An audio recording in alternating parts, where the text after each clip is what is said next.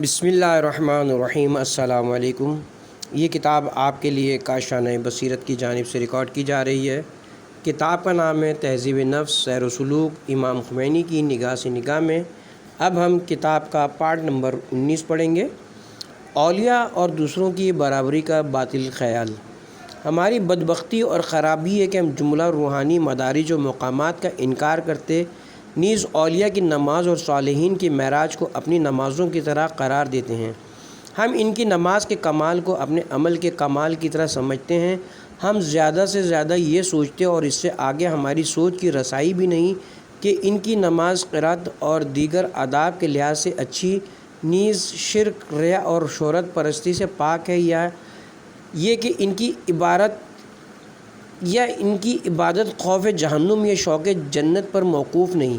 یہ ان کے معروف و مرسوم مقامات میں سے ایک ہے۔ ان کی نماز یعنی اس روحانی معراج کے دیگر مقامات بھی ہیں جو ہمارے وہم و خیال سے بالاتر ہیں۔ منکرین راہ انسانیت کے راہزن ہیں۔ منکرین کے سخت اور ٹیڑھے دل ہمارے اس بیان کی روشنی میں اس بات کا انکار نہیں کر سکتے مگر یہ کہ ان کا انکار ابلیسی انکار ہو، کیونکہ اس قسم کے دلوں کو نعوذ باللہ حق کے اسم و ذکر سے فطری نفرت ہوتی ہے۔ چنانچہ اگر معرف الہی یا اسماء خدا بندی کا کہیں تذکرہ ہو تو یہ قلوب پریشان ہو جاتے ہیں۔ یہ لوگ پیٹ اور شرمگاہ سے مربوط خواہشات کے علاوہ کسی اور چیز پر توجہ ہی نہیں دیتے۔ ان لوگوں میں سے کچھ وہ ہیں جن کے خیال میں انبیاء و اولیاء علیہ السلام کو بھی صرف جسمانی مقامات اور جسمانی بہشت جس میں حیوانی شہوت کی تسکین ہو کے علاوہ کچھ نہیں ملے گا۔ وہ اخروی مقامات کی عظمت کو دنیاوی عظمت کی طرح وسیع باغات، بیتی نہروں، حور و غلمان اور قصروں کی کثرت سے عبارت کرتے ہیں۔ اگر یہ لوگ اللہ کے ساتھ عشق و محبت کے جذبے کی بات سنیں تو رقیق الفاظ اور نازیبا جملوں کے ساتھ بات کرنے والے پر حملہ آور ہو جاتے ہیں، گویا اس نے انہیں کوئی گالی دی ہو جس کی وہ سزا دے رہے ہوں۔ یہ لوگ راہ انسانیت کے راہزن، معرفت الہی کے راستے کے کانٹے اور انسانوں کو دھوکہ دینے والے شیطان ہیں جو بندگان خدا کو ذات حق، اس کے اسماء اور صفات، اس کی یاد اور اس کے ذکر سے گروہ در گروہ باز رکھتے ہیں، نیز انہیں حیوانی مقاصد، فکر شکم اور جنسی خواہشات کی طرف متوجہ کرتے ہیں۔ یہ شیطان کے گماشتے ہیں جو میں تیرے صراط مستقیم پر ان کی گھات میں ضرور بیٹھوں گا۔ سورہ اعراف آیت نمبر 16 کے مطابق اللہ کے صراط مستقیم پر راہزن بن کر گھات لگاتے ہیں تاکہ کوئی شخص اپنے پروردگار کے ساتھ مانوس نہ ہو، اور حیوانی خواہشات جن میں حور و قصور کی خواہش بھی شامل ہے کی ظلمتوں سے رہائی نہ پائے۔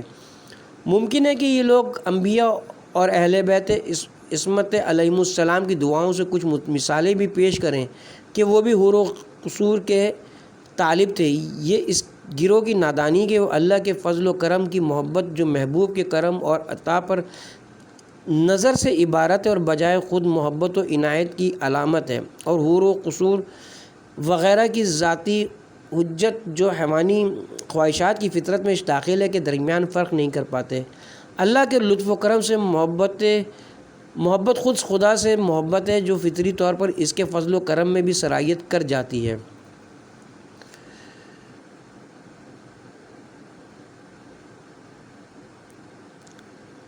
میں اس جہاں سے خوش ہوں کیونکہ جہاں اس سے خوش ہے، جس پوری کائنات کا عاشق ہوں کیونکہ پوری کائنات اس کی عطا ہے، ورنہ علی ابن ابی طالب علیہ السلام کو حور و قصور سے کیا شروکار، اس مولا کو نفسانی خواہشات اور حیوانی ہوا و ہوس سے کیا واسطہ، جس کی عبادت احرار کی عبادت ہو، اس کی جزا تاجروں والی جزا نہیں ہو سکتی۔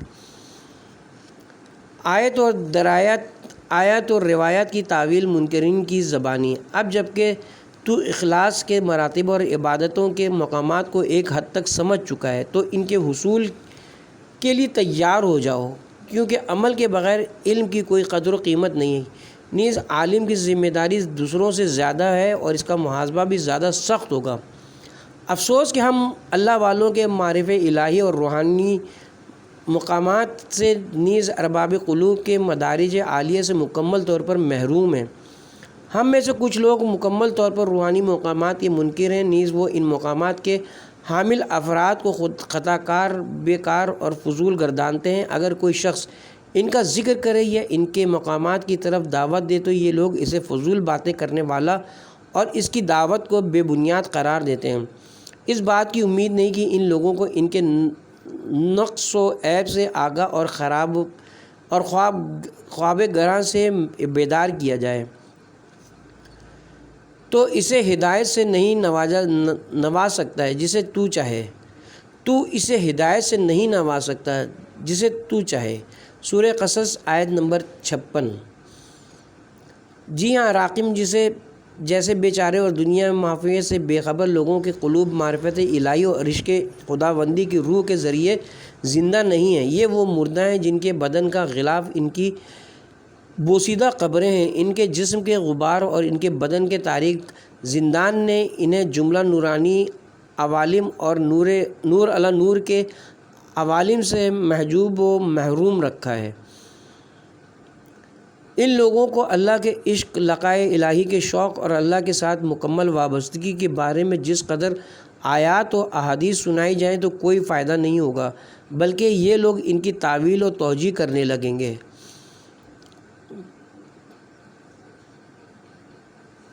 اور اپنی رائے سے ان کی تفسیر کریں گے۔ وہ لقائے الہی اور حب خداوندی سے مربوط بہت ساری آیات کو جنت کے درختوں اور نیک صورت حوروں پر محمول کرتے ہیں۔ مجھے نہیں معلوم کہ یہ لوگ مناجات شبانیہ کے ان فقرات کے بارے میں کیا کہیں گے جن میں عرض کیا گیا ہے۔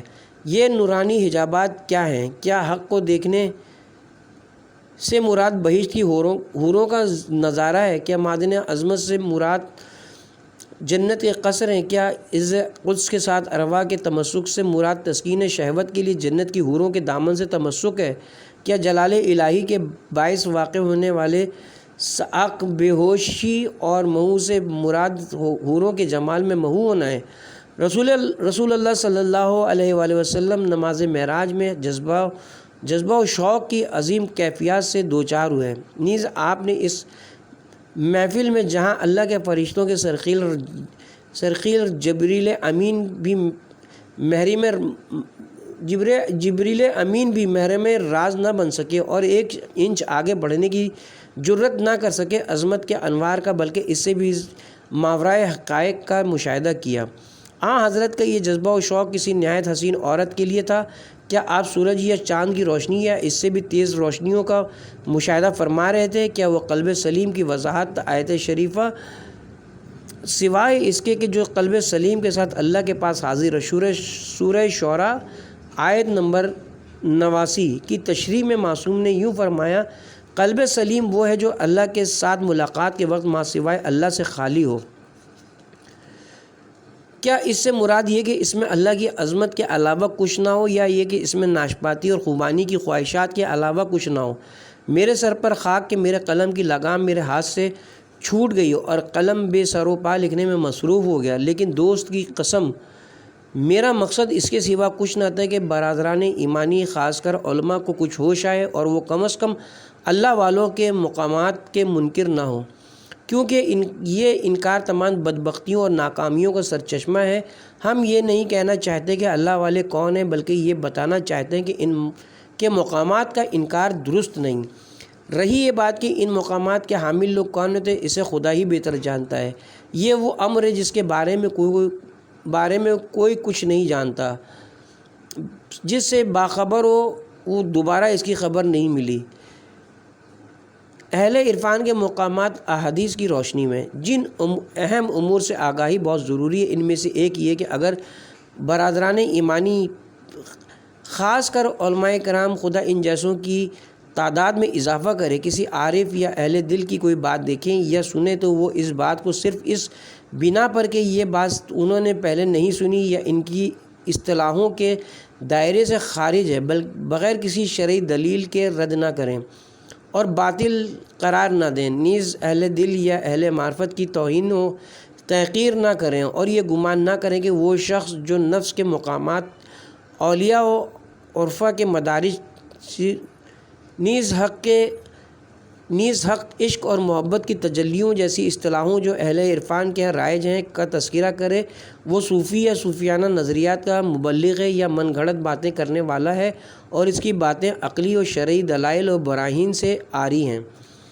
جان دوست کی قسم، بنیادی طور پر اس قسم کی عارفانہ باتیں قرآن و حدیث کی تشریح ہیں۔ حضرت امام جعفر صادق علیہ السلام کی اس حدیث میں غور و فکر کرو جو قلب سلیم کے بارے میں ارشاد فرمایا ہے، دیکھو کہ کیا اس حدیث سے فنائے ذاتی، ذکر ذات، ترک انانیت اور ترک انیت جو اہل معرفت کے یہاں رائج ہے کے علاوہ کچھ اور مراد لیا جا سکتا ہے؟ کیا آپ نے مناجات شعبانیہ کے جملوں میں غور کیا ہے جو حضرت امیر المومنین علیہ السلام اور آپ کی معصوم اولاد علیہم السلام سے مروی ہے اور جسے آپ بار بار پڑھ چکے ہیں؟ اس عظیم المرتبت دعا کا یہ گراں قدر جملہ ارباب عرفان کی آخری آرزو اور سالکوں کی منتہی مقصود ہے۔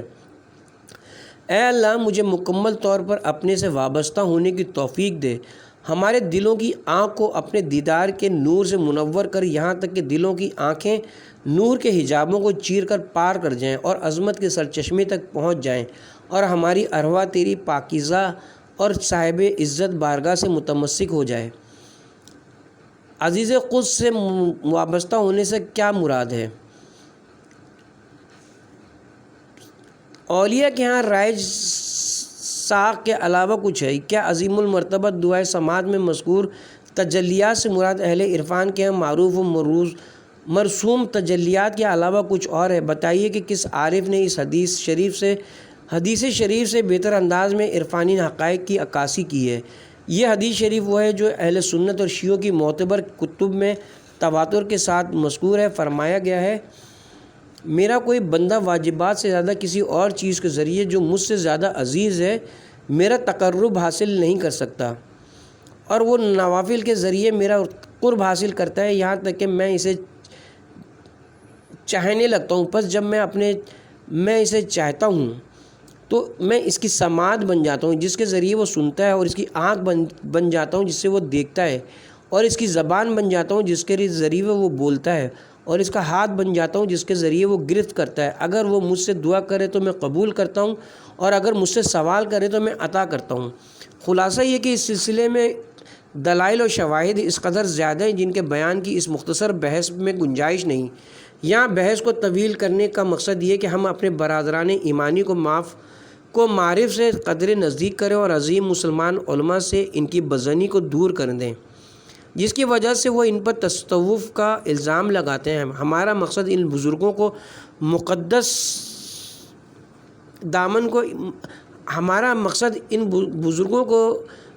دامن کو ان آلودگیوں سے مبرہ قرار دینا نہیں، کیونکہ بندوں کی طرف سے ہونے والی توہین و تحقیر کے باعث کوئی پاک دامن شخص اللہ کے یہاں ذلیل نہیں ہوتا بلکہ اس کے حسنات میں اضافہ ہوتا ہے۔ انسان کو دنیا میں ملنے والی نعمتیں جس قدر کم ہوں، آخرت میں اللہ تعالیٰ اپنے فضل و کرم سے اس کی تلافی فرما سکتا ہے۔ ہماری زیادہ توجہ اس بات پر مرکوز ہے کہ قائرین کرام کی توجہ معرفت الہی اور تزکیہ نفس کی طرف مبذول کریں، کیونکہ یہ دونوں مقاصد نہ صرف اہم ہیں بلکہ انبیاء کی بعثت اور تنزیل کتب کا مقصد بھی ہیں۔ علم کا حجاب، در مقام علم حجاب اور استدراج۔ پس اگر سالک راہ حق اور جادت ابدیت کا مسافر علمی اور فکری سیر و سلوک کے ذریعے اس مرحلے کو طے کر لے تو وہ علم کے حجاب کے دائرے میں داخل ہوتا ہے اور انسانیت کے سب سے ابتدائی مقام پر فائز ہوتا ہے۔ لیکن یہ حجاب ایک دبیز حجاب ہے جس کے بارے میں کہا گیا ہے، سالک کو چاہیے کہ اس حجاب میں باقی نہ رہے بلکہ اسے چیر کر نکل جائے۔ اگر وہ اس مقام پر اکتفا کرے اور دل کو اس زندان میں محبوس کر لے تو وہ استدراج کا شکار ہوگا۔ اس مقام میں استدراج سے مراد یہ کہ سالک علمی موشگافیوں میں کھو جائے، علمی مسائل کو حل کرنے کے لیے اپنی فکری جولانیوں سے کام لیتے ہوئے دلائل و براہین کا انبار لگا دے، علمی بھول بھلائیوں میں کھو کر دیگر منازل سے محروم ہو جائے، اسی مقام کا دلدادہ ہو جائے اور اصل منزل مقصود کے جو فنا فی اللہ ہے کی منزل تک رسائی سے غافل ہو جائے، نیز اپنی زندگی دلائل و براہین اور ان کی تقسیم بندیوں کے حجاب کے اندر گزار دے۔ علمی موشگافیاں جس قدر زیادہ ہوں گی حجاب کا دائرہ وسیع تر ہوگا اور حقیقت کی محجوبیت میں اضافہ ہوگا۔ پس سالک کو چاہیے کہ اس مقام میں شیطان کے فریب سے ہوشیار رہے تاکہ علم کی کثرت و غزارات اور قوت برہان کی زیادتی کے سبب حق اور حقیقت محجوب نہ ہو جائے اور سالک اپنے منزل مقصود کی طرف سفر میں پیچھے رہ جائے۔ سالک کو چاہیے کہ کمر ہمت باندھ لے، مطلوب پہ حقیقی کی تلاش میں غفلت نہ برتے اور اپنے آپ کو اگلے مقام تک پہنچائے۔ علم مشاہدات کا بیج ہے۔ میں بھی خالی علم کا چندہ معتقد نہیں ہوں، میں اس علم کو حجاب اکبر مانتا ہوں جو ایمان پیدا نہ کرے، لیکن جب تک حجاب موجود نہ ہو اسے چیرنا ممکن نہیں۔ علوم مشاہدات کا بیج ہے، اگرچہ کبھی ممکن ہے کہ انسان علوم اور اصطلاحوں کے حجاب کے بغیر کسی مقام تک رسائی حاصل کر لے، لیکن ایسا ہونا اتفاقی، غیر معمولی اور طبعی قوانین کے برخلاف ہے، کیونکہ ایسا شاذ و نادر ہی ہوتا ہے۔ پس خدا جوئی اور خدا پسندی کا طریقہ یہ ہے کہ انسان شروع میں اپنا وقت حق شناسی پر گفت و شنید میں صرف کرے، اللہ کی ذات اور اسماء و صفات کا علم مرسوم طریقے پر ان علوم کے اساتذہ کے ہاں حاصل کرے، اس کے بعد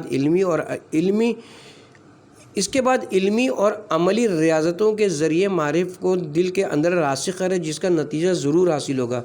اگر سالک کی اصطلاحوں کا خوگر نہ ہو تو وہ محبوب کی یاد اور اس ذات پاک کے ساتھ اپنے دل اور جذبہ شوق کو وابستہ رکھ کر نتیجہ حاصل کر سکتا ہے۔ یہ قلبی وابستگی اور باطنی توجہ اس کی ہدایت کا سبب بنے گی اور اللہ تعالیٰ اس کی دستگیری فرمائے گا اور حجابوں کے کچھ پردے ہٹ جائیں گے۔ یوں اس کے اندر عوامانہ انکار کی عادت قدرے کم ہو جائے گی اور شاید حق تعالیٰ کی خاص عنایت کی طفیل وہ معرف کا کوئی راستہ پا لے۔ علم کا حجاب چیرنے کی ضرورت۔ مخفی نہ رہے کہ حق تعالیٰ کے اوصاف کی حقیقت کا ادراک نیز ان اوصاف اور ان کی کیفیت کا احاطہ ان امور میں ہے جن کی بلندیوں تک دلائل و برہان کا ہاتھ نہیں پہنچ سکتا اور جن کی حقیقت تک ارباب عرفان کے خوابوں کا پرندہ پر نہیں مار سکتا۔ برہانی نقطۂ نظر کے مطابق نیز مرسوم اور رائج فلسفی نظریات کے ماہرین کے طرف تفکر کی روح سے یا اسماء و صفات کے بارے میں عرفانی اصطلاحوں کے ماہرین کے مطابق جو کچھ مذکور ہے وہ سب ان کے مسلک فکر کی روح سے درست اور برہان سے ثابت ہے، لیکن علم بجائے خود ایک دبیز حجاب ہے اور جب تک توفیقات خداوندی، مکمل تقوی، شدید ریاضت، مکمل توکل اور اللہ کی بارگاہ میں مخلصانہ راز و نیاز کے ذریعے اس حجاب کو برطرف نہ کیا جائے، اس وقت تک سالک کے دل میں جمال و جلال کی روشنیاں ذوفشاں نہیں ہوں گی۔ نیز اللہ کی طرف ہجرت کرنے والے دل اسماء و صفات کی تجلیات کے غیبی مشاہدے اور شہودی نظارے سے محروم رہے گا۔ تجلیات ذاتی کی تو بات ہی دور کی ہے۔ اس گفتگو کا مطلب یہ نہیں کہ انسان کوشش اور جدوجہد سے جو بجائے خود حق کی یاد آوری ہے باز رہے، کیونکہ ایسا بہت کم ہوتا ہے کہ مطلوبہ شرائط کے ساتھ برحق علوم کا بیج بوئے بغیر دل کے اندر معرفت کا شجرہ طیبہ اگے یا بارآور ہو۔ پس انسان کی پہلی ذمہ داری ہے کہ علمی اور فکری ریاضتوں کے جملہ شرائط اور تقاضوں کو مد نظر رکھتے ہوئے ان ریاضتوں سے اجتناب اور پہلو تہی نہ کرے، کیونکہ کہا گیا کہ اگر علوم اس عالم میں بعض موانع کی بنا پر انسان کو مکمل نتیجے تک نہ پہنچا سکے تو لازماً دیگر عوالم میں پسندیدہ ثمرات پر منتہی ہوں گے، لیکن اصل چیز علم کے شرائط اور تحمیدات کا خیال رکھنا ہے، جن میں سے بعض کا ذکر چند سابق الذکر احادیث میں کر چکا ہوں۔ علم وسیلہ ہے، تمام انبیاء اسی لیے آئے ہیں، جملہ علوم وسیلہ ہے، جبکہ اصل حقیقت اس نور کی ہے۔ ہم لوگ عدم کے مصادق ہیں، ہم وہاں سے آئے ہیں، اصل چیز وہ ہے۔ سارے انبیاء اس لیے آئے ہیں تاکہ ہمیں ان ظلمتوں سے خارج کر کے نور کے دائرے میں داخل کریں، نہ کہ انوار کے۔ وہ انبیاء تاریک حجابوں اور نورانی حجابوں سے نکال کر نور مطلق سے ہمکنار کرنے آئے ہیں۔ کبھی توحید کا علم بھی حجاب ہے۔ علم توحید حق تعالیٰ کے وجود پر عقلی براہین قائم کرتا ہے، لیکن خود اس سے محجوب ہے۔ یہی برہان اسے دور کرتا ہے، حقیقت سے دور کرتا ہے۔ انبیاء کا طریقہ یہ نہیں ہے اولیاء اور انبیاء کی روش برہانی روش نہ تھی، وہ برہان جانتے تھے لیکن واجب الوجود کو برہان سے ثابت نہیں کرتے تھے۔ امام حسین علیہ السلام کی دعائے عرفہ مفات الجناح اقبال الاعمال صفحہ نمبر 349۔ تو غائبی کب ہوا ہے؟ حضرت سید الشہداء علیہ السلام فرماتے ہیں وہ آنکھ اندھی ہے جو تجھے حاضر و ناظر نہیں دیکھتی، یقیناً وہ اندھی ہے۔ فلسفہ وسیلہ ہے، منزل نہیں۔ فلسفہ و استدلال اصل مقصد تک رسائی کا راستہ ہے، کہیں ایسا نہ ہو کہ یہی چیز تجھے منزل مقصود اور محبوب سے محجوب کر دے۔ الفاظ دیگر یہ علوم خود مقصد نہیں بلکہ مقصد تک رسائی کا وسیلہ ہے۔ دنیا آخرت کی کھیتی ہے اور مرسوم علوم بھی منزل مقصود تک رسائی کی کھیتی ہیں۔ اس طرح عبادتیں بھی اللہ جل جلالہ کی طرف جانے کی گزرگاہ ہیں۔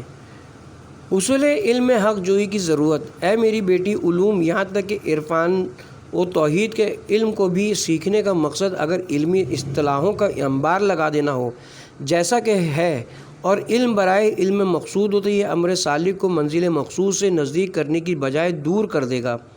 لیکن اگر حق جوئی اور عشق الہی مقصود ہو جو بہت کم ہوتا ہے، تو پھر علم چراغ راہ اور ہدایت کا نور ثابت ہوتا ہے۔ اس مقصد کے ایک گوشے تک پہنچنے کے لیے بھی تہذیب نفس، تزکیہ قلب اور تحریر باطن کی ضرورت ہے۔ غیر اللہ سے نفس کو پاک کرنے اور دل کو صاف کرنے کی ضرورت ہے۔ اخلاق رذیلہ سے باطن کو پاک کرنا تو اور بھی ضروری ہے، جس کے لیے زبردست مجاہدت اور ریاضت چاہیے۔ اسی طرح عمل کو ان چیزوں سے پاک کرنا جو خدا کے ہیں قابل نفرت ہوں، اور اعمال صالح مثلاً واجبات جو سر فہرست ہیں، اور مستحبات کو اس طرح سے بجا لانا جو تکلیف، خود بینی اور خود پسندی کا موجب نہ بنے، بہت ضروری ہے۔ علوم کا ذخیرہ لگانا حجاب میں اضافے کا موجب۔ گزشتہ رات تو نے عرفانی کتب پہ نام پوچھے تھے، میری بیٹی، در رفع حجب کوشنا درج جمع کتب۔ فرض کرتا ہوں کہ تو عرفانی و فلسفی کتب کو بازار سے گھر اور ایک جگہ سے دوسری جگہ منتقل کرنے میں کامیاب ہو چکی، یا تو اپنے دماغ کو الفاظ و اصطلاحوں کا خزانہ بنا چکی، محافل و مجالس میں تو اپنی معلومات کا سارا جوہر دکھا چکی، حاضرین محفل کو اپنی معلومات کا فریفتہ بنا چکی، شیطان اور شیطان سے بدتر نفس امارہ کا فریب کھا کر تو اپنے بوجھ کو سنگین تر بنا چکی، ابلیس کے اشارے پر تو محفل آرائی کر چکی، اور خدا نخواستہ علم و عرفان کا غرور تیرا دامن پکڑ چکا۔ جیسا کہ اکثر ایسا ہوتا ہے، تو اب بتا کہ ان تمام سنگینیوں کے باوجود تو نے اپنے حجابات کی مقدار میں اضافہ کیا یا کمی کی؟ اللہ تعالیٰ عز و جل نے علماء کو خبردار کرنے کے لیے یہ آیت نازل فرمائی تاکہ وہ یہ جان لیں کہ علم میں اضافہ کرنے سے حجابوں میں کمی نہیں آتی، اگرچہ وہ توحید اور ادیان کا علم ہی کیوں نہ ہو، بلکہ حجابوں میں اضافہ ہوتا ہے اور انسان چھوٹے گناہوں سے بڑے گناہوں کی طرف منتقل ہوتا ہے۔ انبیاء و اولیاء کے کلام اور مؤلفین و مصنفین کے کلام میں فرق۔ یہاں اصل نقطہ یہ کہ نہ صرف انبیاء و اولیاء بلکہ قرآن شریف کا بھی انداز بیان دیگر صاحبان تصانیف و تالیف سے مختلف ہے۔ دیگر اہل قلم کلی موضوعات میں بحث، تمہیز، تحقیق و مجادلہ کرتے ہیں، نیز فرعی موضوعات کی موشگافیوں، موضوعات بحث کی حد بندی اور تفصیلات سے سروکار رکھتے ہیں۔ یہ امور بجائے خود اللہ کی طرف سفر کے راستے میں حائل دبیز پردے ہیں اور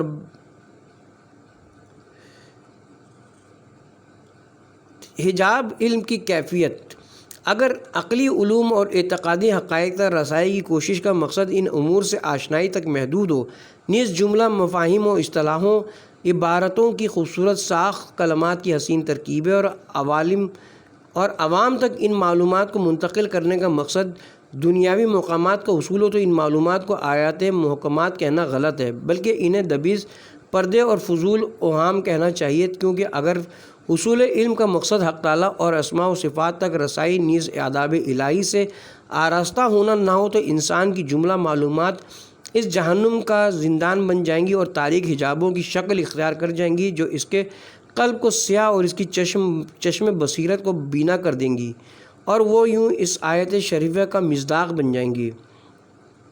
جو میری یاد سے روگرداں ہو جائے بے شک اس کے لیے تنگ زندگی اور ہم اسے قیامت کے دن اندھا محشور کریں گے۔ سورہ طٰہٰ آیت نمبر 144۔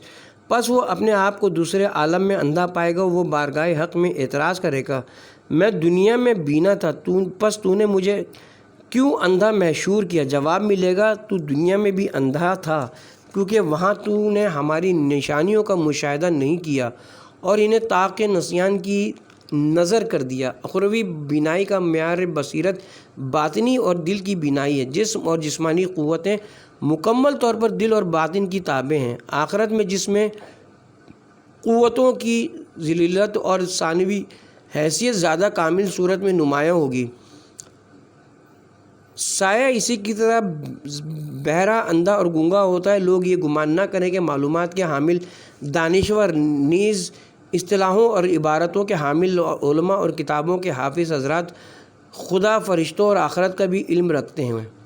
اگر ان کے پاس موجود علوم اللہ کی نشانی اور علامت ہیں تو ان علوم نے خود ان کے دلوں کو منور کیوں نہیں کیا؟ اس کے برعکس ان کے قلوب کی تاریکیوں، اخلاقی مفاسد اور قبیح اعمال میں اضافہ کیوں کیا؟ قرآن کریم نے علماء کی شناخت کا معیار یوں بیان فرمایا ہے۔ سورہ فاطر آیت نمبر 28 میں خوف الہی علماء سے مختص صفت ہے۔ جو شخص خوف الہی اور خشیت خداوندی سے عاری ہو وہ علماء کے دائرے سے خارج ہے۔ کیا ہمارے دلوں میں خشیت الہی کا کوئی شائبہ موجود ہے؟ اگر ہے تو پھر اس کا اثر ہمارے وجود میں ظاہر و آشکار کیوں نہیں ہوتا؟ کلام علی میں علم اور عالم کی خصوصیات۔ اصول کافی میں ابو بصیر سے مروی کہ میں نے امام صادق علیہ السلام نسخہ بدل امام باقر علیہ السلام کو یہ فرماتے سنا کہ امیر المومنین علی علیہ السلام نے فرمایا، اے طالب علم، علم کے فضائل بہت زیادہ ہیں، اس کا سر تواضع ہے، اس کی آنکھ حسد سے نجات ہے، اس کا بدن اس کا کان فہم و فراست ہے، اس کی زبان سچائی ہے، اس کی حفاظت کوشش ہے، اس کا دل نیک نیتی ہے، اس کی عقل اشیاء اور امور کی معرفت ہے، اس کا ہاتھ بخشش و عطا ہے، اس کا پیر علماء کی زیارت ہے، اس کی ہمت سلامتی ہے، اس کی حکمت پرہیزگاری ہے، اس کا ٹھکانہ نجات ہے، اس کا رہنما عافیت ہے، اس کی سواری وفا ہے، اس کا اسلحہ نرم گفتگو ہے، اس کی تلوار رضا ہے، اس کی کمان مہربانی ہے، اس کا شکر علماء کے ساتھ گفتگو شنید ہے، اس کا مال ادب ہے، اس کا سرمایہ گناہوں سے اجتناب ہے، اس کا زاد راہ نیکی ہے، اس کا پانی سازگاری ہے، اس کا رہنما ہدایت ہے اور اس کا ساتھی دوستوں کی محبت ہے۔ اصول کافی جلد نمبر 1 صفحہ نمبر 48۔ امیر المومنین علیہ السلام کی یہ فرامین علماء کی علامت اور علم کے آثار ہیں۔ پس اگر کوئی شخص مرسوم علوم کا حامل ہو لیکن مذکورہ امور سے خالی ہو تو وہ جان لے کہ وہ عالم نہیں بلکہ جاہل اور گمراہ ہے۔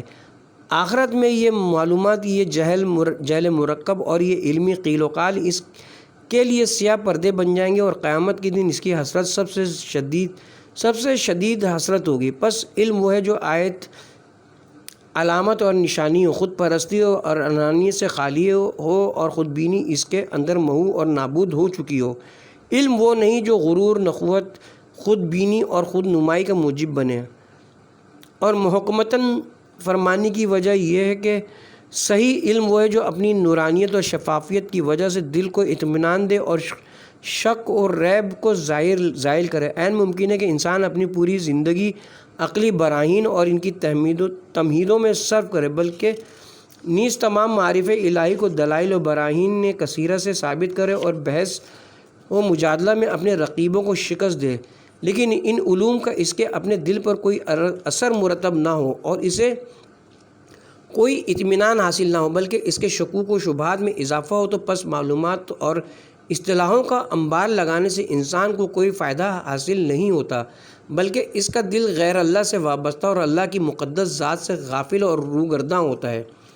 حقیقی علم کا معیار، اگر انسان اپنی تعمیر، اپنا پیٹ پالنے اور اپنی باطنی انانیت کی تسکین کی خاطر حصول علم میں مشغول ہو جائے، یعنی علم کا مقصد خدائی نہ ہوتے، اس نفس کے اندر جو باتیں ڈالی جائیں گی وہ رحمانی نہیں شیطانی ہوں گی۔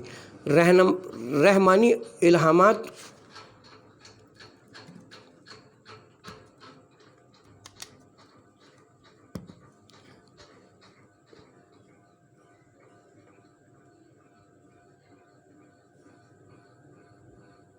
ر